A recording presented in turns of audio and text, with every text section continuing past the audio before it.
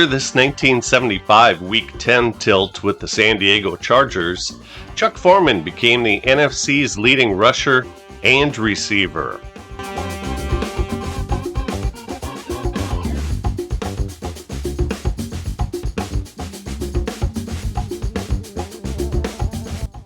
Vikings fans love their all-purpose superstar running back.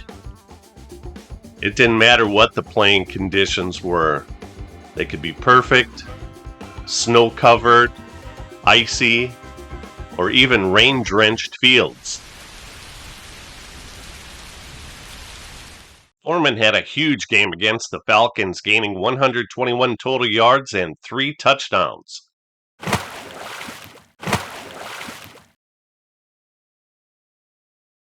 This video features cool highlights from Chuck Foreman's fantastic 1975 season.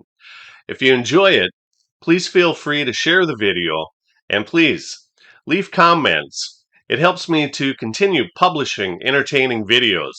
This is my 101st.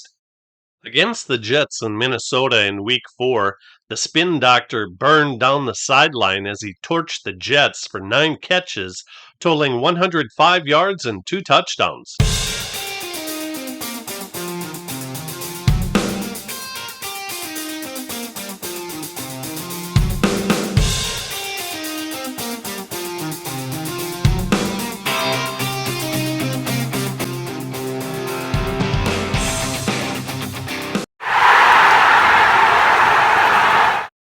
He added 96 rushing yards and another touchdown here when free safety Bob Prout followed number 42 John Gilliam in motion and provided enough space for Foreman to slide through into the end zone.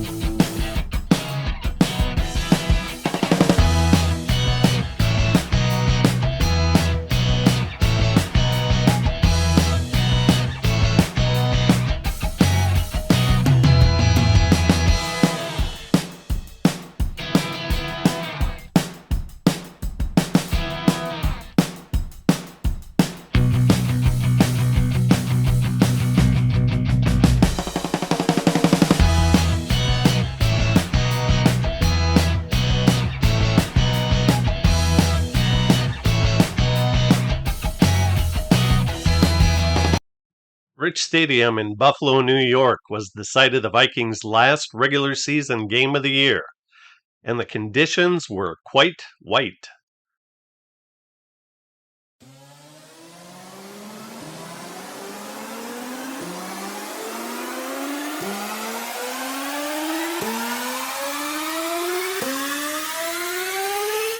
Chuck Foreman was attempting to do what no running back in NFL history had done, and that is to lead the NFL in rushing yards, receiving, and scoring, all in the same year. He had his work cut out for him as the Bills' O.J. Simpson was vying for the rushing and scoring titles too.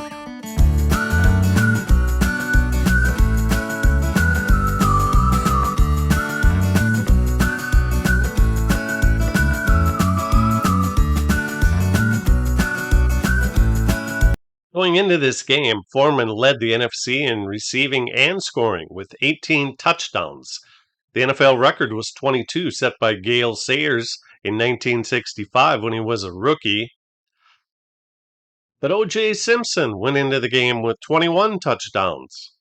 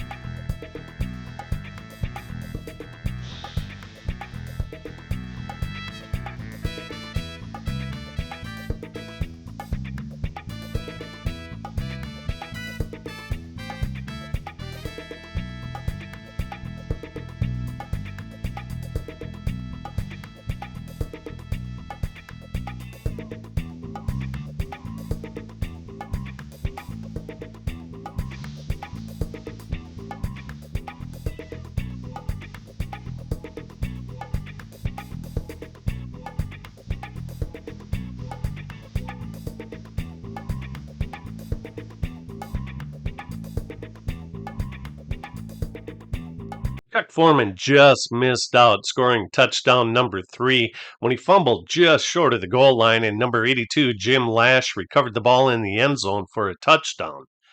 And snowballs were flying all around, which would be a foreboding of what was to take place later in the game on multiple occasions.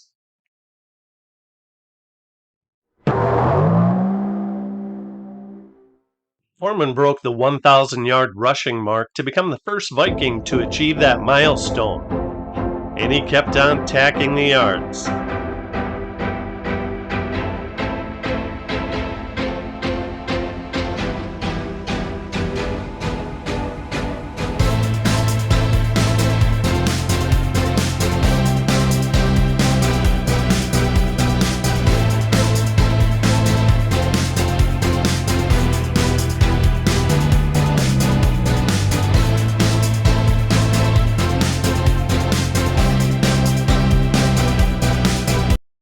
Incidentally, this touchdown pass was the 290th of Fran Tarkenton's career, which tied him with John Unitas as the most in NFL history. He's got to thank Foreman for a lot of heavy lifting on that one, though.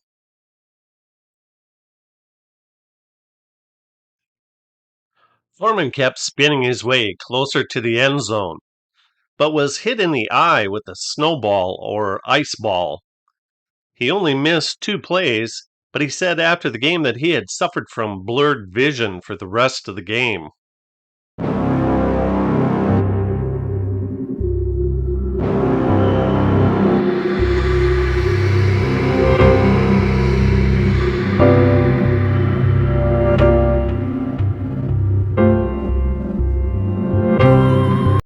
Here's Foreman's 4th touchdown on the day. Unfortunately, more snowballs or ice balls made it through Foreman's face mask. This TD was number 22 on the year, tying him with Sayers and Simpson, who had scored earlier in the game. Simpson hauled in this Gary Morangi pass and went 64 yards for the touchdown to secure the scoring title. Simpson also secured the NFL rushing title for the 3rd time in the past 4 years. But for him, all the accolades meant very little, as he would be watching the playoffs on the television while Foreman would be playing in them.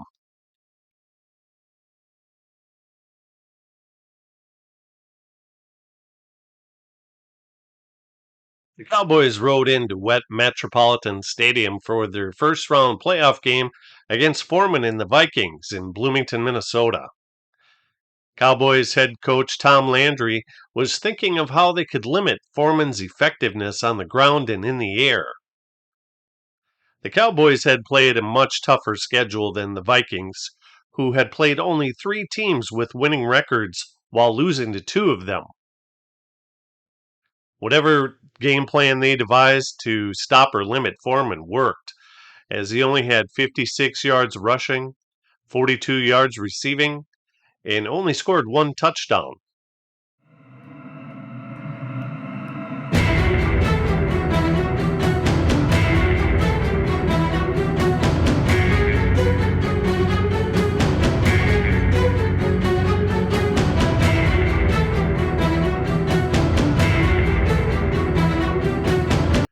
The Cowboys toppled the Vikings on the Hail Mary pass, but it didn't diminish Chuck Foreman's fantastic 1975 season.